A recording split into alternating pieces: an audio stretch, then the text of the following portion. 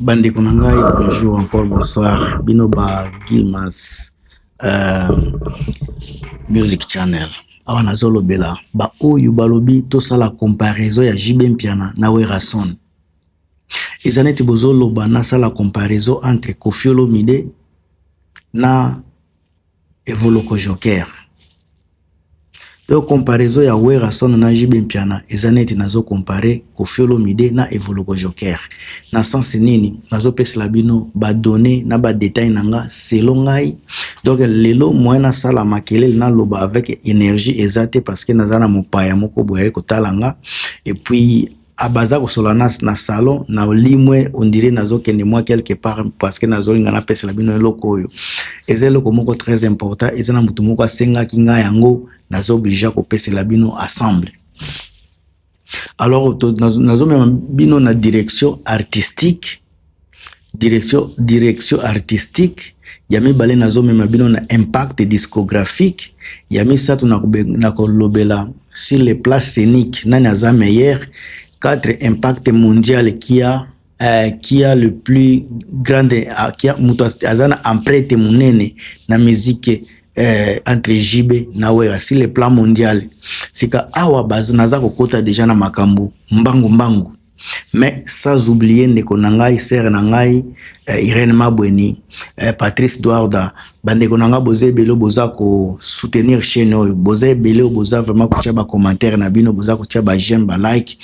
Si je n'oublie pas semaine prochaine na obanda ko zo ba 5 premiers wana na jeter ba fleur à travers ba mabanga na ba ko commenter ba ko tia ba j'aime liboso ba 5 premiers na chaque vidéo na obanda ko citer kotanga ba komo na bino ko remercier bino na soutien na bino na kati ya chaîne o ya Gilmas Music Channel.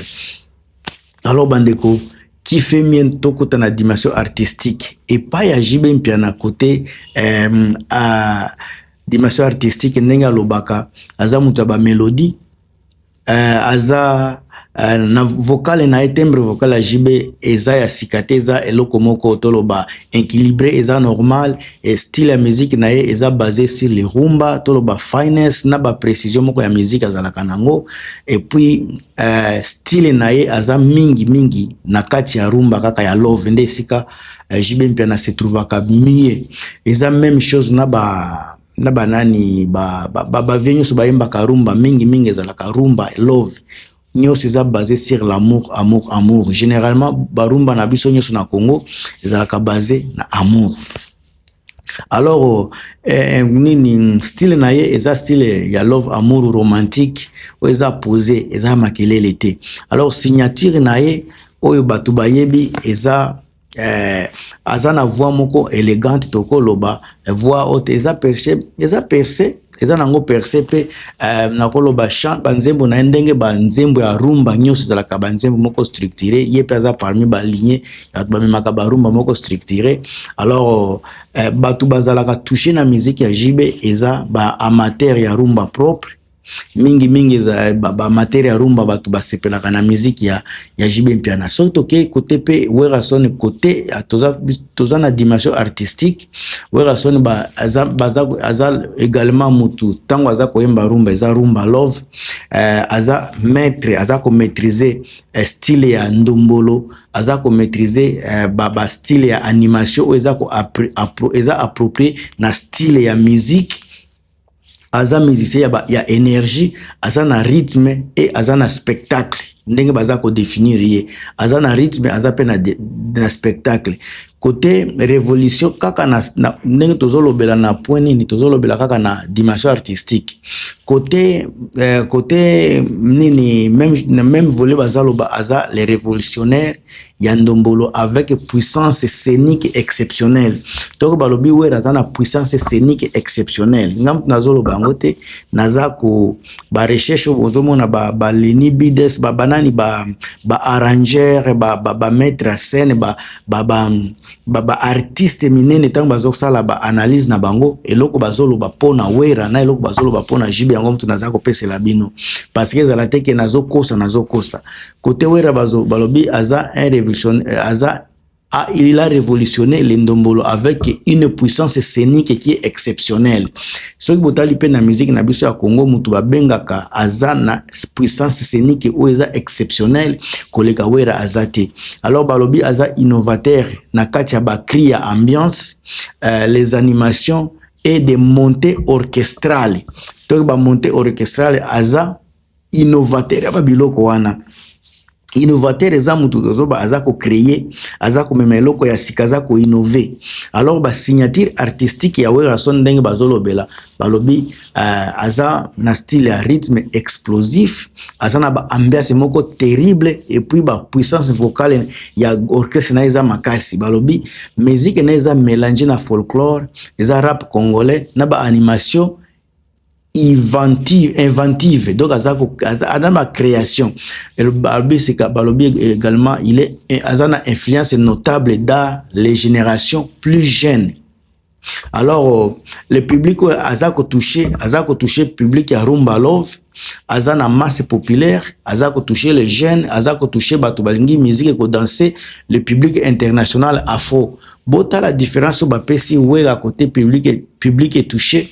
Jibe azak amateur ya rumba love, rumba normal, mais wera azak kende à part kozala na rumba love, aza na innovation bazako pesa ya masse populaire, aza mutu ya masse et aza mutu ya ba jeune, mutu ya public ya danse, aza na public international afro. Donc ba jeune bozo mona na poto, aza ba public bazako zuaye na nini aza influenceur munene pona jeunesse wana ya afro international. Alors côté impact discographique, JB bapesi fait de l'amour 97, les albums moko classique considéré comme l'un des plus beaux albums de la musique congolaise. Bapesi pe internet 2001 TH Titanic équipé à yo.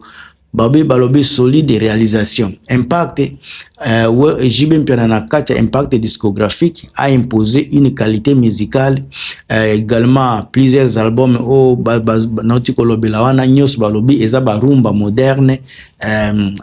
Ce travail inspire des artistes babi Papa Wemba, balobeli bavie mususu soki kombo na enani awa wana bakombo ya kala nazo ba yango te toke po nazo mbangu côté Werason balobi les albums marquants Kibwisa Pimpa considéré comme chef d'œuvre folklorique de la musique africaine, chef d'œuvre folklorique de la musique africaine, chef d'œuvre. Bapesipe en 2020, aux années 2020, il fallait qu'il baloba quand même 2004 parce que oui basala qui alerte générale, un retour en force sur la scène internationale. Bapesipe solo là bien référence de l'album de la référence d'Indombolo. Impact Werason est l'un des artistes congolais les plus prolifiques. Sa discographie est vaste, variée. On a le folklore, on a le ndombolo, on a le rumba, etc., etc. Pendant que JB azaka kana rumba, mais bapesi wera aza discographie na ye eza vaste et puis eza variée. Donc wera aza musicien, aza na ba style belé ya musique azobeta. Alors influence sur les animateurs et les styles dansés en Afrique centrale. Ce cas sur les plats scéniques, bapesi atelo komo côté ponaji na bapesi na bazong ba changer balobi Werason le roi de la scène. Pour les spectacles, l'énergie, les danses, les animations, l'interaction avec le public, Werason est largement supérieur. Il est souvent comparé aux géants africains comme Awilo Longomba, le Magic System et d'autres, etc., etc. Les forces scéniques de Werason balobi, très grand chef d'orchestre, il sait comment gérer l'orchestre. Il a des shows puissants avec de longues performances. Il a de grandes communications avec le public, maître de la chorégraphie Ndombolo. JB Mpiana est scénique à sa manière, à sa manière. Sa prestance, sa chorégraphie, la performance vocale, leadership doux et charisme naturel. Il a du charisme naturel. extraité, aza naturel. Alors, sur le plan purement énergétique, Werason domine. Conclusion, c'est ni que Werason, JB Piana sur l'énergie, la puissance et l'ambiance, donne ça à Werason. Alors, impact mondial, on appelle ça parce que toujours le makambo ya monde lelo. Les deux ont une influence, mais pas de la même registre. Les deux ont une influence mondiale, mais pas dans le même registre. JB Piana influence sur la rumba. Plusieurs chansons sont des chansons de rumba. Il a de la forte influence dans la rumba congolaise. La reconnaissance la plus marquée, c'est de ce cercle rumba et l'Afrique purement francophone. Pour Werason, l'influence globale dans l'Indombolo. L'un des artistes africains les plus filmés et diffusés des années 2000. Donc, parmi les musiciens les plus filmés et les plus diffusés aux années 2000, son Ndombolo a dominé l'Afrique australe, centrale, même jusqu'en Amérique latine. Werason. Alors, certaines de ces animations sont devenues culture mondiale sur les TikTok, dans les remixes et dans les samples. C'est comme ça qu'on a écrit. Alors, impact mondial et rythmique et culturel, c'est Werason. Werason est au devant de JB Piana. Impact mondial sur la musique, sur l'influence,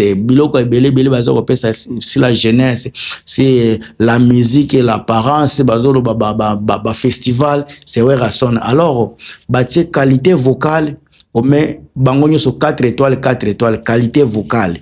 La musicalité rumba, on donne JB Piana 4, Werason donne 3. Maintenant, animation Ndombolo, Werason a 5, JB Piana a 2. Sur scène, sur l'énergie, Werason a 5, JB Piana a 2. Impact mondial et global, JB Piana a 3, Werason a 5 étoiles. Quoi. Influence sur la rumba moderne, bango tout 4. Influence sur le folklore et la danse, JB Piana a 2, Werason a 5.